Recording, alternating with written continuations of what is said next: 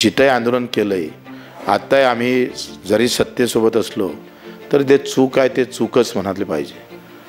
आपण S T महामंडळाचे लोक गाड्या फोडतात, एस टी अडवतात। मी पहिला असा होतो का आम्ही एस टीचे पूजा करून त्या ड्रायव्हरला नारळ गिळं घेऊन आंदोलन केलं।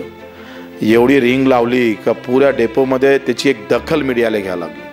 म्हणजे जी एस टी आम्हाला गावातून तालुक्यात आणतं, जिल्ह्यात आणतं, ती एस टी फोडणारे हात किती करंटे असेल ते कोणाच्या नावानं फोडा। त्या एस टीकडे पाहण्याची प्रामाणिकता अशी पाहिजे का त्यानंच आम्हाला एक तालुक्यात आणलंय। त्या एस टी आमच्याजवळ गाडी नव्हतं, घोडी नव्हतं, आणि अशा वेळेस त्या एस टीत बसून आपण बाहेर आलोय। त्या एस टीला दगड मारण्याची ताकद कशी होती? आणि आम्ही नवीन संदेश दिला, एस टीची पूजा करून आंदोलन केलं। ते फोडणाऱ्यासाठी एक वेगळ्या प्रकारचे वचपास होता।